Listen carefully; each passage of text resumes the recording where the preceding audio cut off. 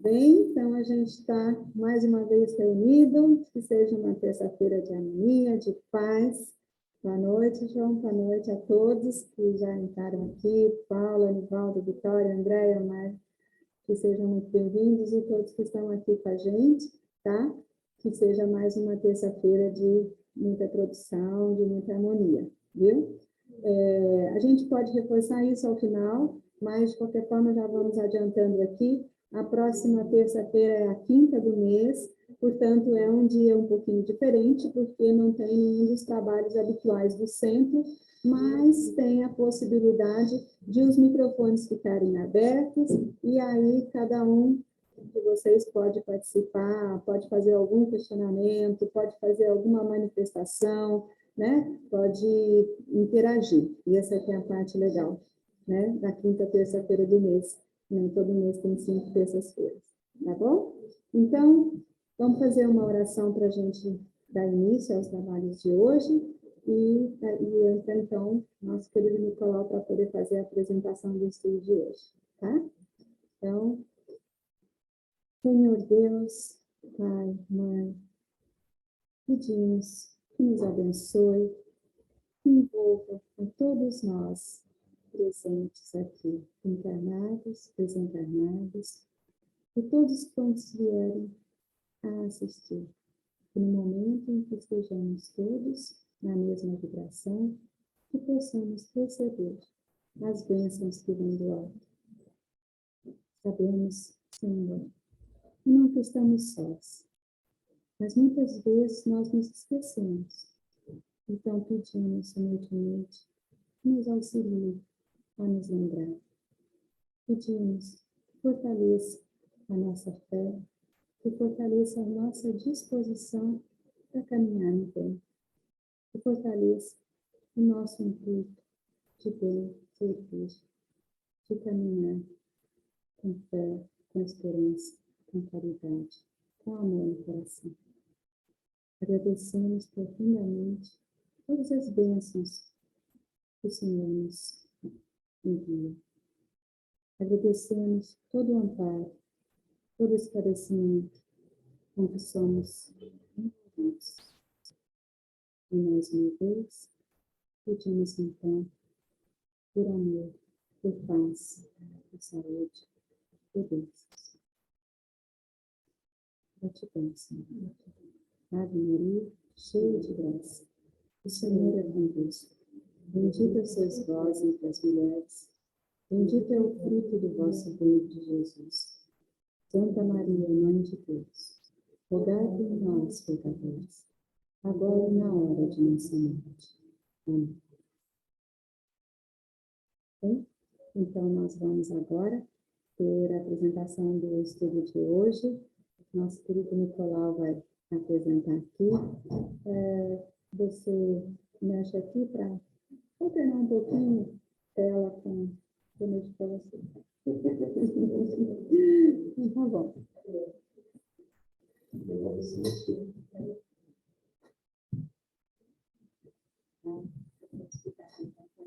Isso. Aí.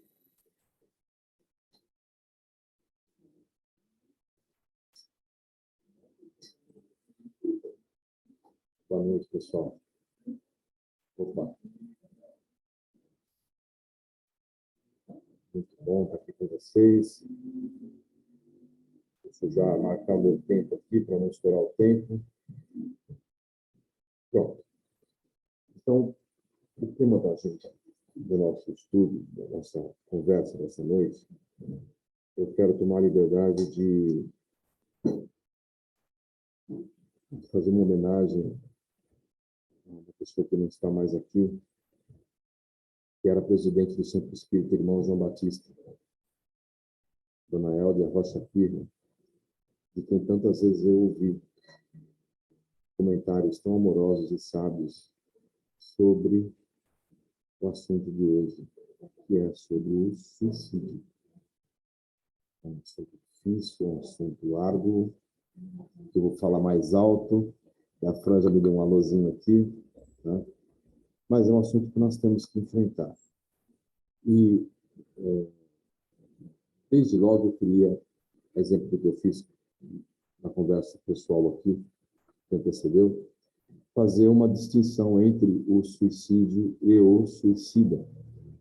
Porque o suicida é uma pessoa carente, seja ele encarnado ou desencarnado, que precisa de toda a ajuda, que precisa de toda a compreensão, de todo o carinho, de zero reprovação, de total acolhimento. Essa é a palavra que nós temos que entregar para todo suicídio. E falar de suicídio é um alerta para que a gente não entre nessa condição de suicida, ou não entre novamente nessa condição de suicídio. Mais tarde eu vou explicar o porquê do novamente. Mas eu começo a comentar esse assunto fazendo referência a uma fala de Kardec. Kardec, como nós já comentamos várias vezes, a Fran, com muita propriedade,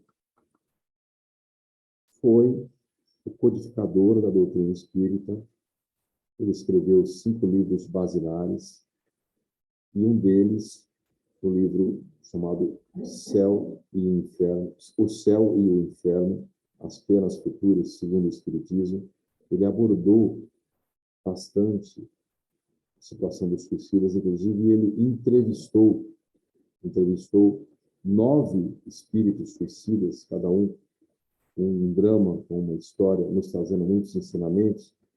E entre todos esses ensinamentos, uma frase muito interessante que ele coloca é a seguinte: em regra, o homem não tem o direito de dispor da vida.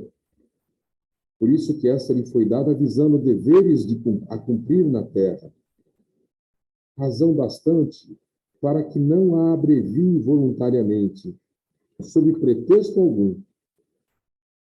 Mas ao homem, visto que tem o seu livre-arbítrio, ninguém impede a infração dessa lei. Sujeita-se, porém, às suas consequências.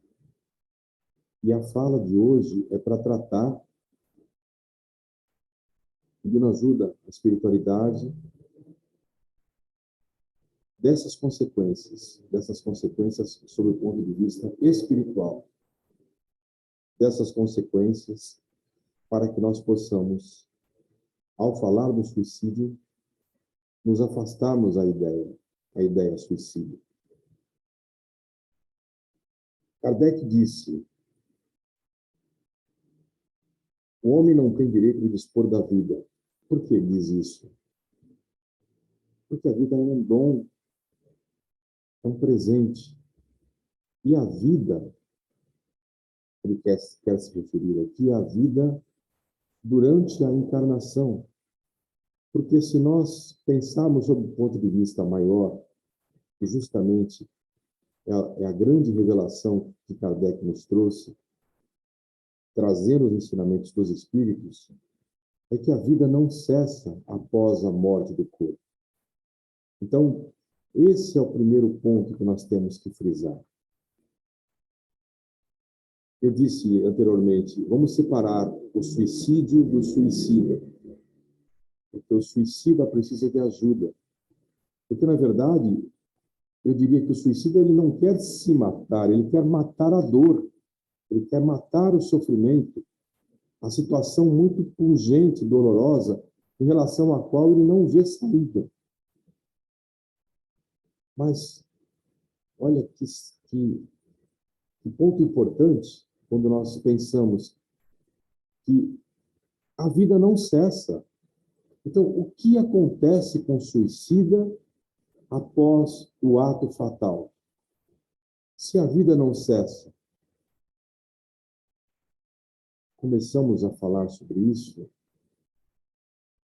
falando da preparação que nós temos para a nossa reencarnação.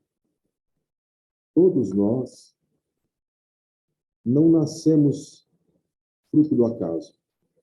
Nascemos após muita preparação, muito planejamento, muita cooperação e muitas medidas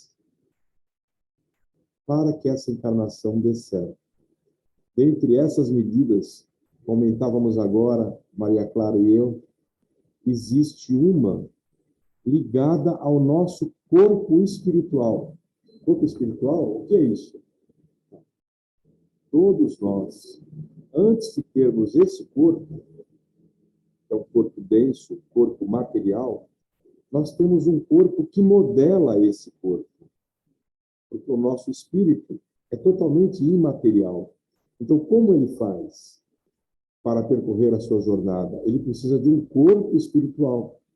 Esse corpo espiritual, que Kardec denominou de perispírito, inclusive, é objeto de cura, de sessões de cura, uma vez por mês, na terceira terça-feira do mês, onde a equipe médica do Dr. Evandro trabalha.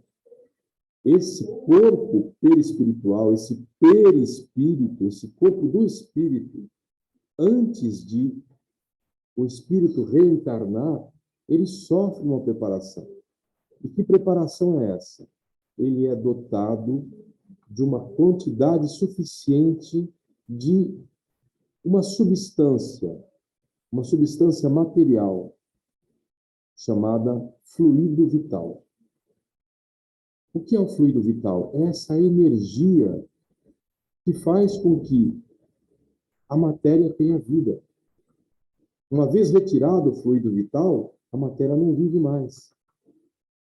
Então, se nós temos aqui uma programação de uma vida de 80 anos, nós vamos receber uma quantidade de fluido vital para suportar esses 80 anos. Entrando na questão do suicídio, pensando numa pessoa que tem uma programação de vida de 80 anos e que aos 60, para sair da dor, comete o deslize de ceifar a vida do corpo. O que acontece com esse fluido vital? Esse fluido vital permanece no corpo. E o que significa permanecer esse fluido vital naquela quantidade dos 80 anos, quando a vida do corpo foi ceifada aos 60? Isso significa que haverá uma ligação do espírito que desencarnou precipitadamente com aquele corpo. Essa ligação varia de caso para caso, mas ela sempre existirá. Pode durar os 20 anos que faltavam, pode durar menos tempo, mas sempre ela persistirá. E o que isso representa para o espírito? Muita dor, muito sofrimento e um choque gigantesco. Primeiro, ao perceber que a vida não acabou. Aquele sofrimento, por exemplo, moral que ele estava passando, não cessou. Primeiro choque.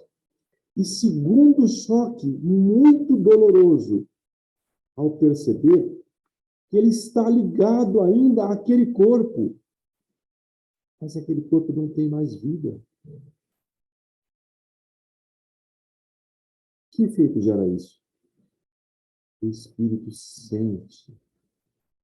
sente, por vezes, até mesmo a decomposição do corpo.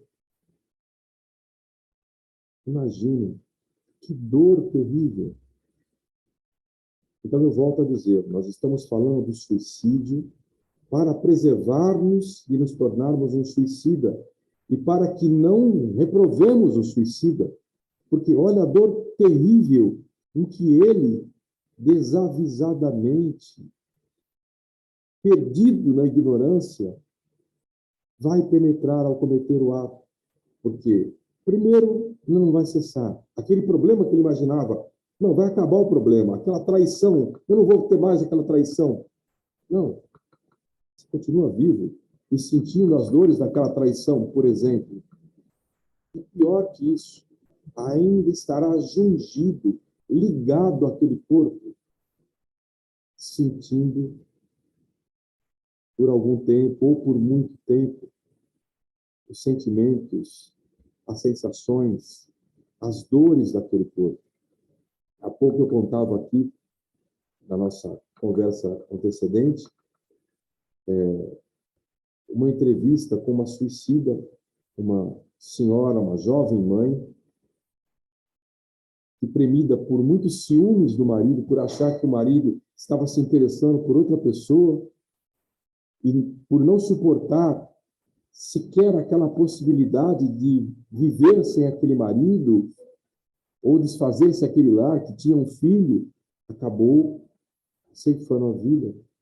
E ela, surpreendentemente, acompanhou toda a necrópsia do corpo dela.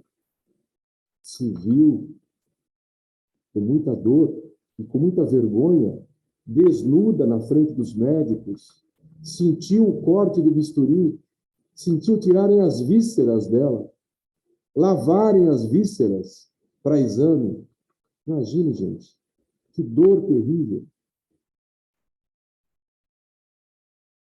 É delicado falar nesse assunto, mas nós temos que trazer isso à tona. Não para censurarmos quem está com a ideação suicida.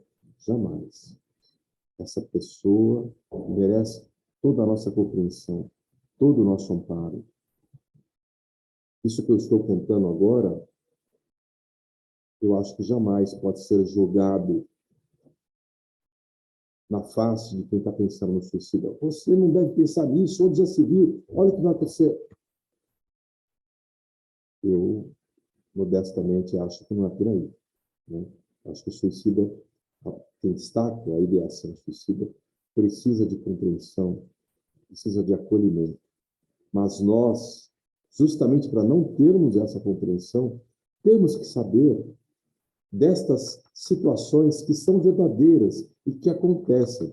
Obviamente, isso não é uma generalidade, não são todos os casos, existem nuances, mas a questão fluídica, ela é inevitável, porque nós temos aquela quantidade de fluido vital e aquela quantidade ainda fica ligada ao corpo e provoca todos esses problemas, em dose maior ou menor, mas sempre existentes. Porém, não para por aí.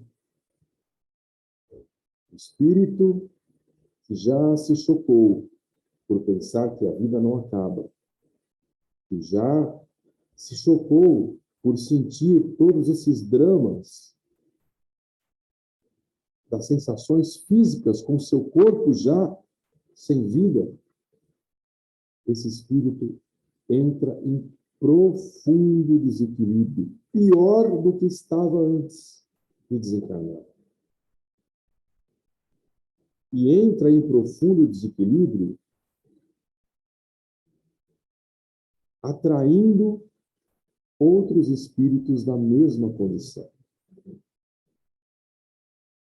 E indo parar em lugares onde há outros espíritos que se suicidaram, convivendo com aquela atmosfera de terrível dor, onde, por vezes, ele vê do seu lado alguém que se afogou, revivendo a cena do afogamento e passando como se fosse um filme, e ele assistindo aquilo também, só aumentando a sua dor. Sua dor que também é aumentada por um outro motivo científico que a ciência espírita nos trouxe. Eu comentava há pouco um autor espiritual que todos devem conhecer, ou talvez já tenham ouvido falar, pelo menos do livro mais famoso dele, que é o livro Nosso Lar, que é o espírito que usa o pseudônimo de André Luiz, e que traz muitas revelações de como é a vida espiritual. Dentre elas, num de seus livros, ele explica que esse corpo espiritual ao qual ele referia um pouquinho atrás, esse perispírito, ele tem centros de energia, que são os chakras, que a cultura, a filosofia oriental já nos trouxe há bastante tempo. E esses chakras, que ainda são muito pouco conhecidos da nossa ciência, eles são afetados pelo nosso estado de espírito. E o nosso estado de espírito, o nosso estado de ânimo, o nosso estado de equilíbrio tem relação direta com aquele chakra que corresponde à parte do corpo que sofreu o atentado, que sofreu a violência do suicídio. Chico Xavier, numa entrevista que ele deu para Hebe Camargo, ele contava que é muito comum acontecer o espírito que se suicida com um tiro na cabeça ter uma próxima encarnação com uma anomalia cerebral. Ou pode ser uma anomalia estomacal, ou aquele que se afogou, uma anomalia no pulmão. E uma anomalia que vai ser tão intensa quanto o grau de desequilíbrio que foi causado naqueles centros de equilíbrio que deveriam estar equilibrados, mas que sofreram a tamanha violência do estado de desequilíbrio gerado pelo suicídio. Então, vejam que drama. Primeiro, o espírito se choca ao ver que a vida não acabou. Aquele sofrimento que ele queria por fim, um espírito que está, por exemplo, em profundo desespero, o desespero não acaba, ou que está, por exemplo, muito triste por causa de uma doença, e, não, eu vou acabar com essa tristeza. A tristeza não acaba, porque a vida não acabou. Primeiro grande choque. Segundo grande choque, ele sente as agruras do corpo em decomposição. Mais ou menos, mas sempre sente, por causa do fluido vital.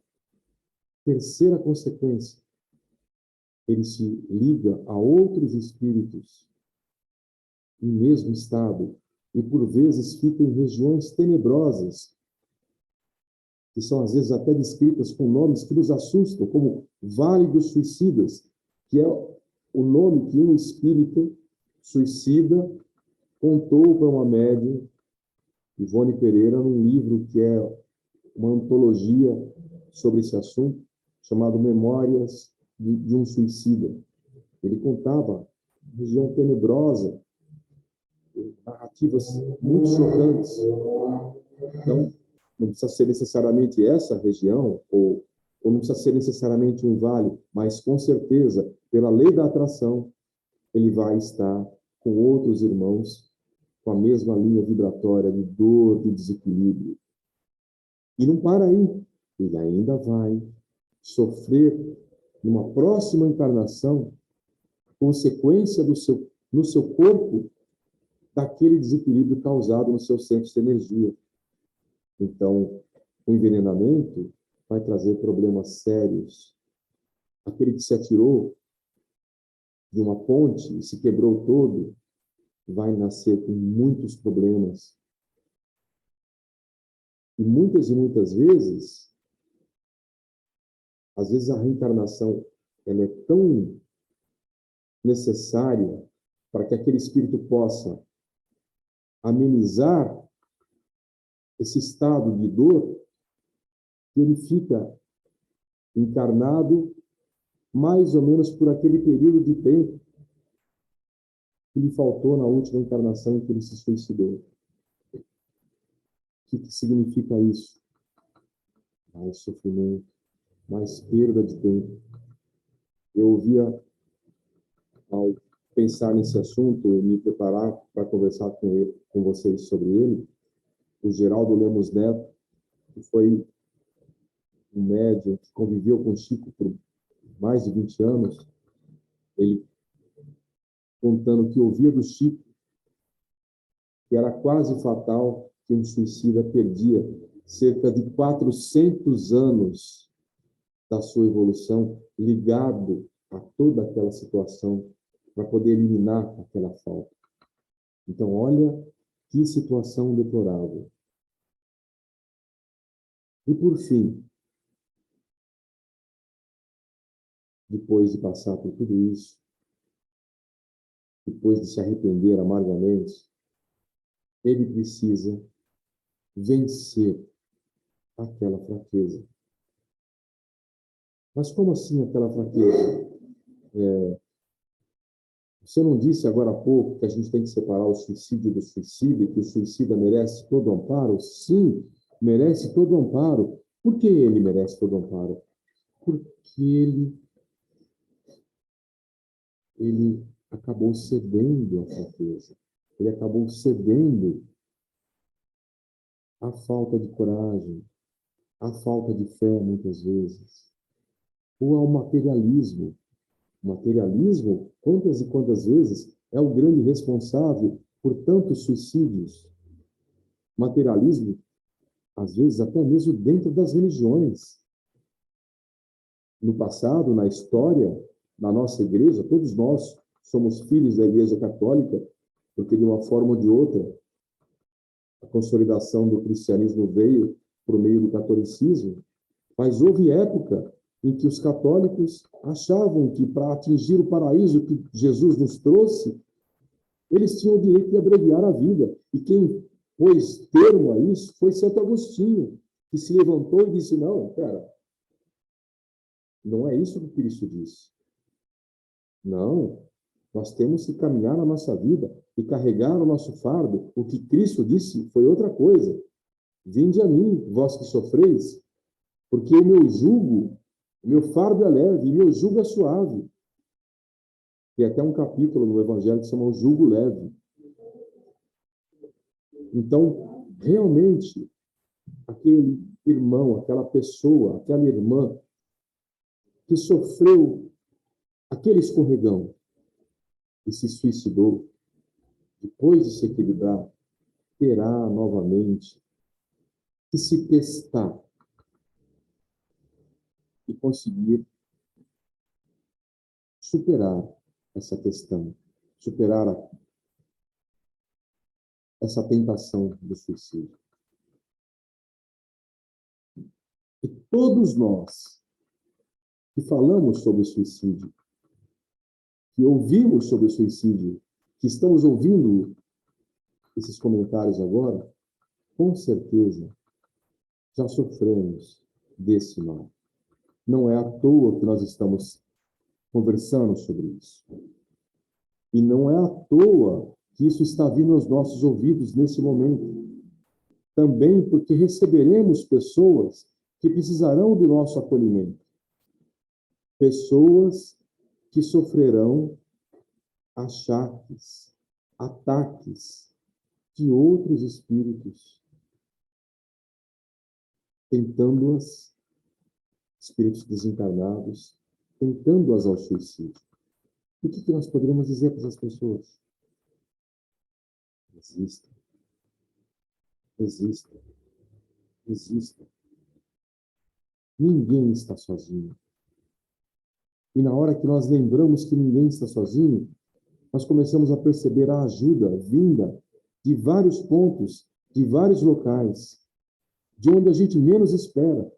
Muitas vezes aquele sofrimento que está sendo atroz, ele está prestes a acabar. Tem uma lição no Evangelho segundo o Espiritismo que fala, quando nós estamos no momento mais cruel do nosso sofrimento, é justamente um sinal de que ele começará a se encerrar. Então, hoje é o momento de nós, conscientes desses males todos, conscientes de que o suicídio nada resolve, que nós possamos resistir a qualquer ideação suicida, que nós poderemos estar sujeitos a qualquer momento, que nós poderemos também receber na presença do próximo. Quantas vezes a gente esbarra numa pessoa, se nós prestarmos um pouquinho de atenção nela, a gente vai ver ali uma pontinha dessa ideação suicida aparecendo. E agora que nós já sabemos de todo esse drama, é o momento de nós acolhermos essas pessoas. Acolhermos com todo amor, e não jogarmos as coisas, as verdades, não, mas jogarmos o nosso amor, abraçarmos a pessoa com o nosso abraço espiritual e dizermos a ela essa mensagem que eu achei tão tocante do Espírito Meimei, que eu encerro lendo, que eu acho que vale a pena. A mensagem do livro Coragem, tem título Esmorecer Nunca. Refere-se aos mundos superiores do espaço cósmico, qual se a Terra não estivesse localizada nos céus. E pensas dos espíritos angélicos, a feição de inatingíveis ministros do Eterno, mensageiros de forças prodigiosas que jamais alcançarás. Entretanto, guardas contigo a mesma condição de imortalidade, tocada de dons sublimes que podes claramente desenvolver ao infinito. Por essa razão, convém-se que saibas que, por muito extensas se te façam as necessidades e as lágrimas, carregas contigo o mais alto poder da vida. Não creias compartilhem desse poder, tão somente os sábios, os justos, os santos e os heróis. Por mais ínfima se te mostre a situação, esse poder está contigo, por marca de tua origem celeste, de filho de Deus.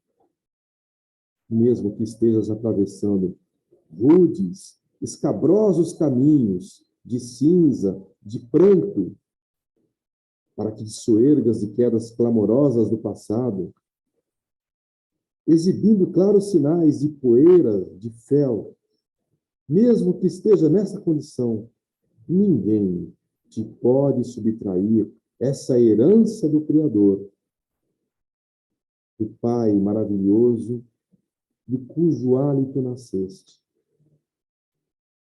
Detente a pensar nisso, e jamais, nunca esmoreças.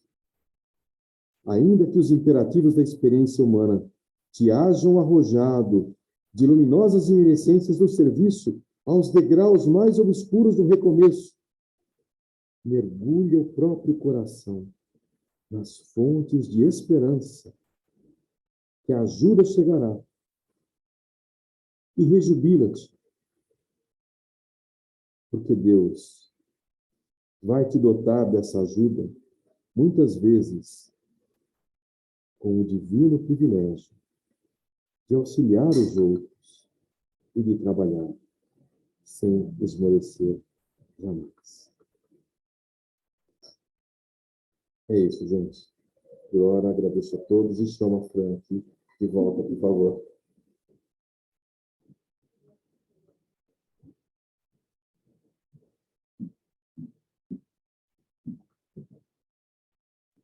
Bem, depois desse estudo fantástico, obrigada, Nicolau. Bem, amigos, a gente então encerra mais uma vez a nossa reunião de hoje. Caso vocês queiram liberar a imagem, fique à vontade.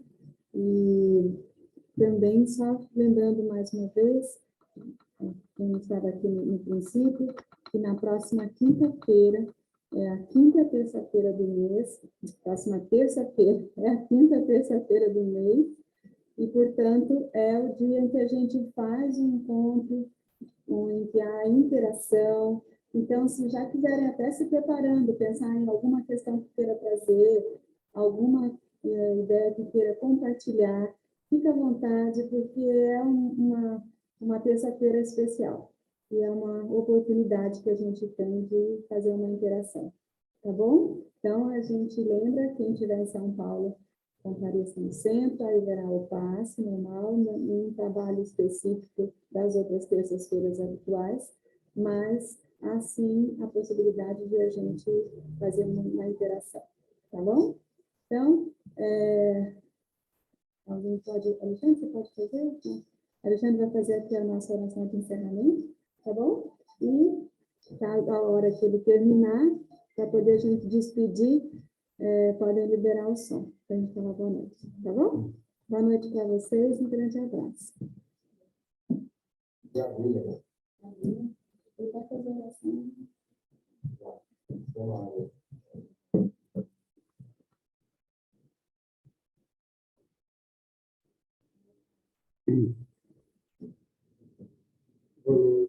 Boa noite a todos.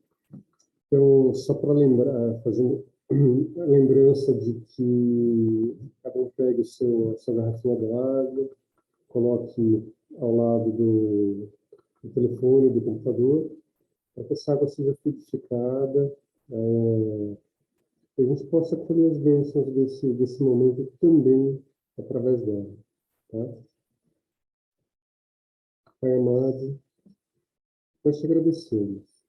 Agradecemos mais uma vez essa oportunidade de estarmos juntos, estudando, aprendendo, nos conhecendo melhor, sondando os nossos pensamentos, a natureza dos nossos sentimentos. E a gente pede, meu bom Deus, que ilumina cada um de nós, em cada uma de suas dificuldades, em suas aspirações, em seus sonhos, que eles sejam abençoados, que nos levem em direção ao progresso. Amém. Pai nosso que estás no céu, santificado seja o vosso nome, venha a nós o vosso reino, seja feita a vossa vontade, assim na terra como no céu. O pão nosso de cada dia nos dai hoje, perdoai as nossas ofensas, assim como nós perdoamos a quem nos tem ofendido, e não nos deixeis cair em tentação, mas livrai-nos do mal. Amém.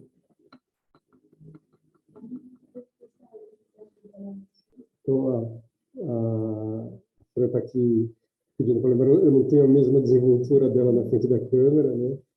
Mas, então, quem quiser liberar o som para poder se despedir, tá? Liberar a imagem e tal, a gente se vê, então, na semana que vem. Tá bom? Tchau. Tchau, pessoal. E uma boa semana. Boa noite a todos. Boa noite a todos. Bom descanso.